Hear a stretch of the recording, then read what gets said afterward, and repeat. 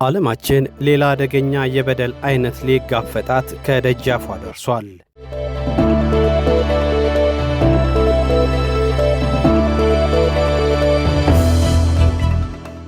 ታዲያ እንደቀደመው ሁሉ የበደሉ ሜዳ መካከለኛው ምስራቅ፣ የክፋት ሐሳቡ አመንጪ ደግሞ እስልምናን ክርስትናንና ሌላውንም በምድራችን አንመለከትም ያሉት አይሁዳውያን ናቸው። በቅርቡ የእስራኤል ተብሎ በጉልበት በተያዙት አካባቢዎች ሁሉ ክርስትናን መስበክ ከወንጀል ተቆጥሮ ዘብጥያ እንደሚያስወረውር በግልጽ አስነዋሪ ሕግ ያወጣችው ቴል አቪቭ አሁን ደግሞ በየትኛውም ወንጀል በተለይ እስራኤላውያንን ገድሏል በሚል በጥርጣሬ የተያዙ ፍልስጤማውያን ሰው ሁሉ በሞት የሚቀጣበት ሕግ በምክር ቤት አጽድቃለች።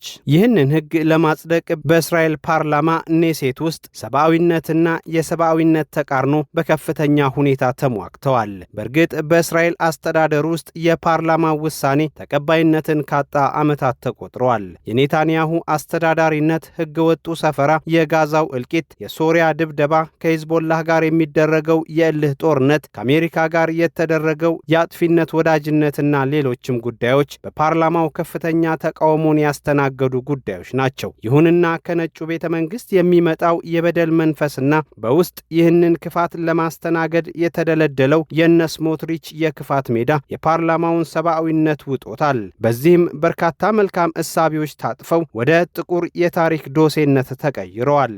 ዛሬም ግለሰቦች በጥርጣሬ ብቻ ይገደሉ የሚለውን ሕግ ተግባራዊ ለማድረግ ምክር ቤቱ በ14 የክፋት ድምጾች ተበልጦ እጅ ሰጥቷል። በእጃችን የገቡ ፍልስጤማውያን እስራኤላውያንን በመግደል ወንጀል ጠርጥረን እንፈጃቸዋለን የሚለው ሕግ 48 ለ62 በሆነ የምክር ቤት ድምጽ ተበልጦ ሌላኛውን አስከፊ የእስራኤል ሕግ የመጥፎ ታሪክ እጥፋት የዌስት ባንኮች፣ የጋዛውያን፣ የኢየሩሳሌምና የመላው ፍልስጤማውያን የየዕለት መከራ ሊሆን ዳግም የስሞትሪችና ኔታንያሁ የክፋት ጫና የበረታበት የምክር ቤት ውሎ ሆኖ ተጠናቋል።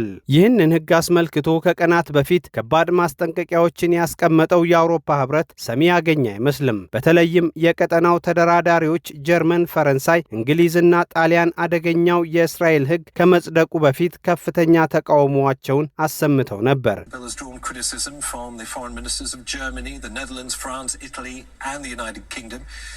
The law comes into effect in 30 days. The legislation could still be struck down by the Supreme Court. ከዚህ ሌላ የአውሮፓ የሰብአዊ መብቶች ምክር ቤት ጉዳዩን አስመልክቶ የሰጠው ትችት ከበድ ያለ ቢሆንም ኔሴት ግን በዓለም ያሉ የሰብአዊ መብቶችን ሁሉ የደፈጠጠና የተቃረነ ሕግ አውጥቷል።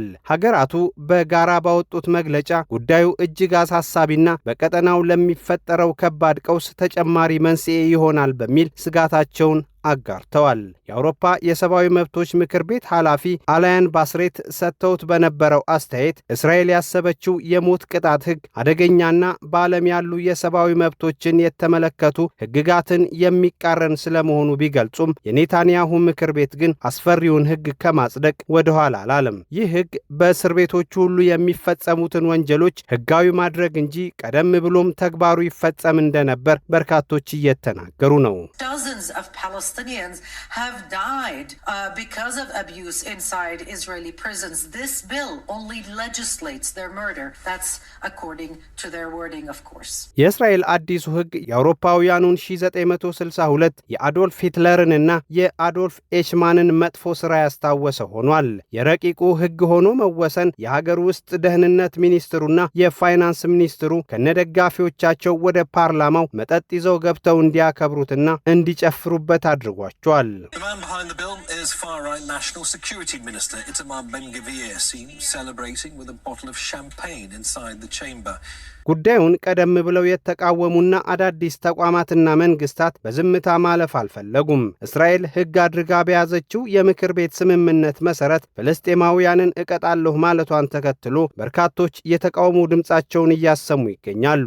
ከፍልስጤማውያን የጀመረው የተቃውሞ ድምጽ መላው ዓለምን አዳርሷል። ይህ ሕግ በሺዎች የሚቆጠሩ የታሰሩ ፍልስጤማውያንን ሕይወት የሚነጥቅ ሲሆን በጋዛ በነበረውና አሁንም በቀጠለው ግፍ ከሚሞቱት በተጨማሪ በእስራኤል የእስራኤል ወታደሮች ቁጥጥር ስር ውለው በከፍተኛ ስቃይ ውስጥ የሚገኙ ፍልስጤማውያን በርካታ ናቸው። አዲሱ ሕግ እነዚህን ዜጎች በሞት ሊቀጣ የሚችልበት ሰፊ ዕድል ያለው ሲሆን በቀጣይ ከሚያዙት በተጨማሪ የእነዚህም ዜጎች ዕጣ ፈንታ አሳሳቢ ሆኗል። የሀገር ውስጥ ደህንነት ሚኒስትሩ ኤታሚም ቤንጋቬር ታሪክ ሰርተናል ብለው የገለጹት ገዳይ ሕግ የእስራኤል የዜጎች መብት ማህበራትን ክፉኛ አስቆጥቷል። ነገሩ ከሀገሪቱ ጠቅላይ ፍርድ ቤት ሕግጋት ጋርም የሚጋጭ መሆኑን በመግለጽ እስራኤል ከባድ ስህተት ውስጥ ስለመውደቁ አንስተዋል።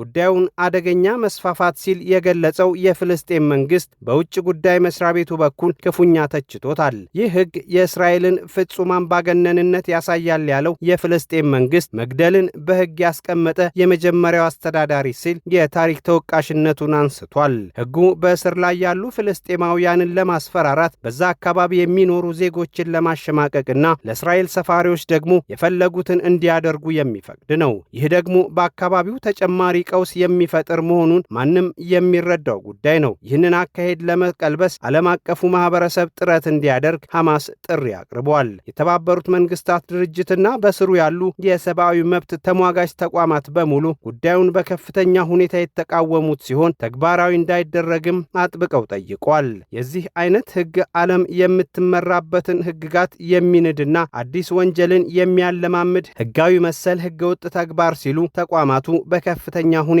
ተቃውመውታል። አምነስቲ ኢንተርናሽናል ጉዳዩን አስመልክቶ ለእስራኤል መንግስት ቆም ብሎ እንዲያስብ ጥሪ አቅርቧል። የተቋሙ ዳይሬክተር ኤሪክ ጉያቬግሮዜስ ይህ ሕግ በፍልስጤማውያን ላይ የታወጀ የሞት ፍርድ ነው ሲሉ የግላቸውንና የተቋማቸውን ተቃውሞ አሰምተዋል። ዓለም አቀፉ የቀይ መስቀል ማህበር፣ የአረብ ሊግ፣ የአውሮፓ ህብረት ኮሚሽን፣ የአውሮፓ መንግስታት በተናጠልና በርካታ የዓለም መንግስታት የኔታንያሁን ድርጊትና የእስራኤልን ፓርላማ ውሳኔ በጽኑ እያወገዙ ነው። አጃንስ ፍራንስ ፕሬስ፣ አልጀዚራና ሚድል ኢስት ሞኒተር የዘገባው ምንጮች ናቸው።